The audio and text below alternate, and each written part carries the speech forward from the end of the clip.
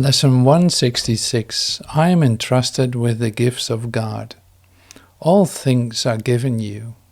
God's trust in you is limitless. He knows His Son.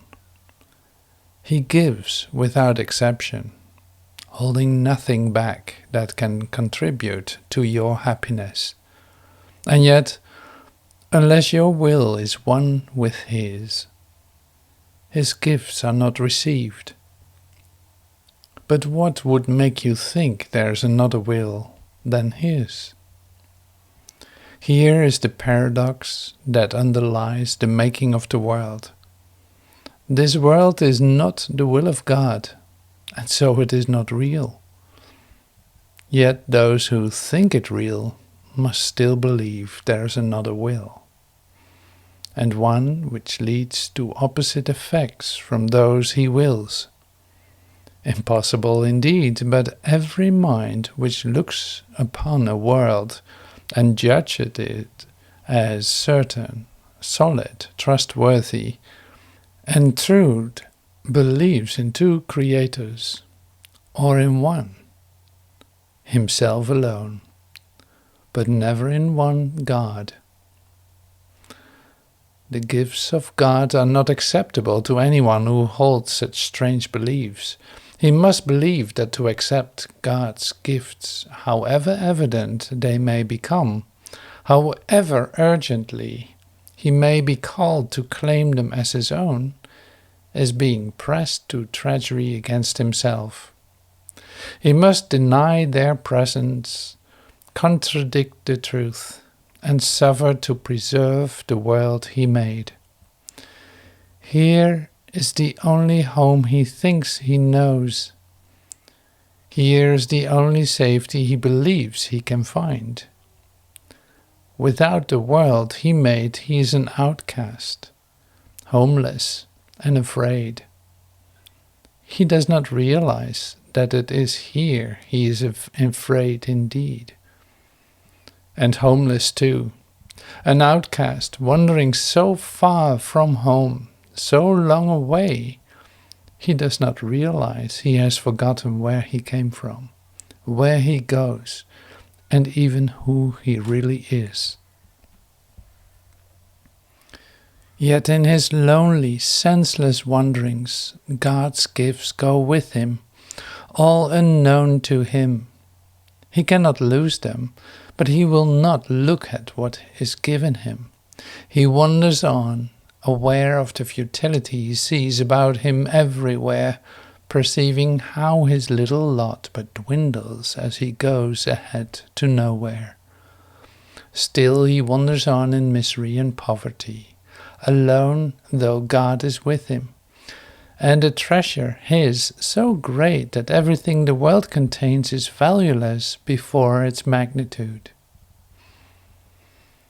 He seems a sorry figure, weary, worn, in threadbare clothing, and with feet that bleed a little from the rocky road he walks. No one but has identified with him, for everyone who comes here has pursued the path he follows, and has felt defeat and hopelessness as he is feeling them. Yet is he really tragic when you see that he is following the way he chose, and need but realize who walks with him and open up his treasures to be free? This is your chosen self, the one you made as a replacement for reality. This is the self you savagely defend against all reason, every evidence, and all the witnesses, with proof to show this is not you. You heed them not. You go on your appointed way, with your eyes cast down, lest you might catch a glimpse of truth, and be released from self-deception and set free. You cower fearfully, lest you should feel Christ's touch upon your shoulder, and perceive his gentle hand directing you to look upon your gifts. How could you then proclaim your poverty in exile? He would make you laugh at this perception of yourself. Where is self-pity then? And what becomes of all the tragedy you sought to make for him, whom God intended only joy? Your ancient fear has come upon you now, and justice has caught up with you at last. Christ's hand has touched your shoulder, and you feel that you're not alone. You even think the miserable self you thought was you may not be your identity. Perhaps God's word is truer than your own. Perhaps his gifts to you are real. Perhaps he has not wholly been outwitted by your plan to keep his son in deep oblivion and go the way you chose without yourself. God's will does not oppose it, it merely is. It is not God you have imprisoned in your plan to lose yourself. He does not know about a plan so alien to his will. There was a need he did not understand, to which he gave an answer, that is all. And you who have his answer given, you have need no more of anything but this. Now do we live, for now we cannot die. The wish for death is answered, and the sight that look upon it now has been replaced by vision which perceives that you are not what you pretend to be. One walks with you who gently answers all your fears with this one merciful reply: it is not so. He points to you all the gifts you have each time the thought of poverty oppresses you, and speaks of his companionship when you perceive yourself as lonely and afraid. Yet he reminds you still of one thing more you had forgotten, for his touch on you has made you like himself. The gifts you have are not for you alone. What he has come to offer you, you now must learn to give.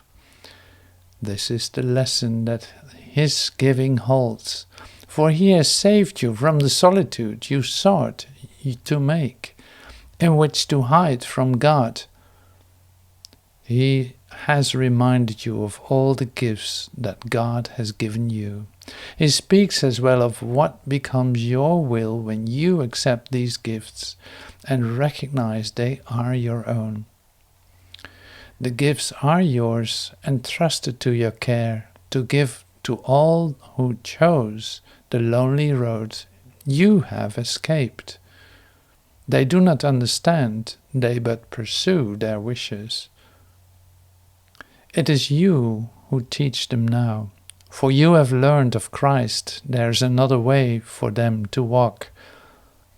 Teach them by showing them the happiness that comes to those who feel the touch of Christ and recognize God's gifts. Let sorrow not tempt you to be unfaithful to your trust. Your sighs will now betray the hopes of those who look to you for their release.